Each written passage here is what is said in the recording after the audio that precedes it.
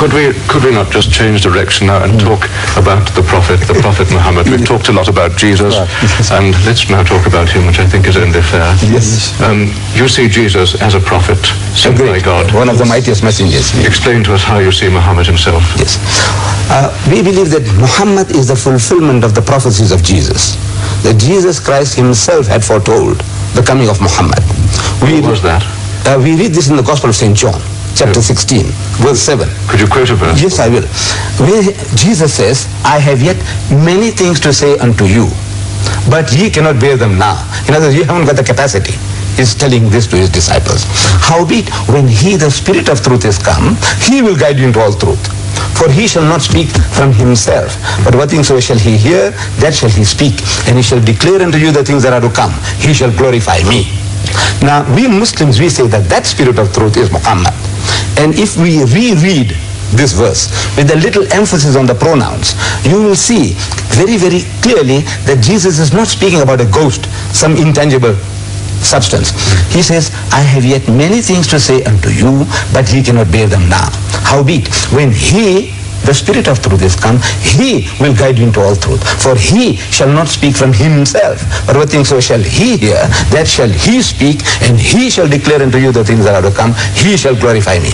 8 masculine pronouns in one verse. Referring to a man. John, would you like to respond? Whereas there is not another verse in the whole Bible, I have been through it, where 8 masculine pronouns or 8 feminine pronouns or 8 neuter genders are used for anybody else. It's a unique verse for a unique occasion.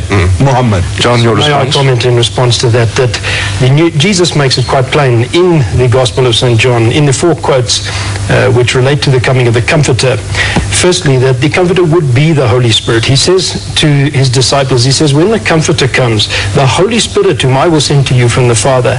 And much of what Jesus says about the Comforter, in my view, rules out any possibility that it could be the Prophet of Islam. Jesus promised his disciples that it was going to be to their immediate advantage that he should go away.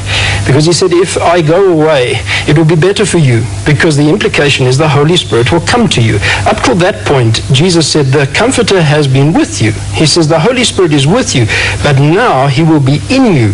And that, in his teaching, is clearly an implication that whereas they were weak men, and they showed it at that very night when they deserted him when he was arrested, he said, now you will become men of power as he is a man of power. You will receive the Holy Spirit. The Spirit is with you. He said the Comforter is with you and he will be in you. He didn't promise this Comforter to Arabs of Mecca or Medina or Arabia and some 600-700 years afterwards. He promised it to his immediate disciples, and we read that the moment Jesus ascended to heaven, he said, I will not leave you desolate. I will come to you.